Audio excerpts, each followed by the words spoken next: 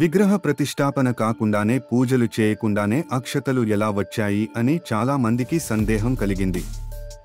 చాలా మంది ఇదే వారి సందేహమని అన్నారు. మనకు పంపిణీ చేస్తున్న అక్షింతలు విగ్రహ పూజకి సంబంధించినవి కావు. వాటిని అక్కడి పురోహితులు విజయ అక్షతలు అని వర్ణించారు. 500 సంవత్సరాల పోరాటం తరువాత రాముని ఆలయ నిర్మాణానికి మనకు అవకాశం దక్కింది కనుక ఆలయ నిర్మాణాన్ని విజయంగా భావించి నిర్మాణం జరిగిన తరువాత బాలరాముని సన్నిధిని కలిగిన ఆలయ ప్రాంగణంలో విజయ అక్షతలను బియ్యము, పసుపు, ఆవునేయులతో వేద మంత్రోచ్చారణ చేస్తూ కలిపి ఇంటింటికి పంపించాలని సంకల్పించారు.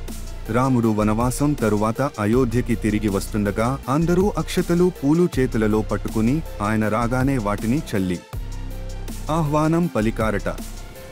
అలాగే మరల అయోధ్యలో రాముని ప్రతిష్ఠ జరిగినప్పుడు ఆ ఆలయంలో ముందుగా తయారైన ఈ విజయ అక్షతలు మనమింట్లో పూజకు వాడి శిరస్సున ధరించాలని ఉద్దేశ్యం.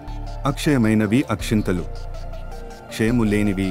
రామరాజ్యము అక్షేముగా ఉండాలని కోరుతూ మనందరం విగ్రహ ప్రతిష్ఠ రోజున అయోధ్య దగ్గరలో ఉండి అక్షతలు వేయలేకపోయినా ఇంట్లోనే ఉండి ఆలయ ప్రాంగణంలో తయారైన విజయ అక్షతలతో పూజ చేసుకుని వాటిని శిరస్సున ధరించవచ్చు. క్రింద పడితే తొక్కుతామనే సందేహముంటే పూజలో వాడిన అక్షింతలని నైవేద్యం కోసం వాడుకోవచ్చు. ఫ్రెండ్స్, మీకు ఈ ఇన్ఫర్మేషన్ నచ్చితే ఒక లైక్ చేసి జై శ్రీరామ్ అని కామెంట్ చేయండి.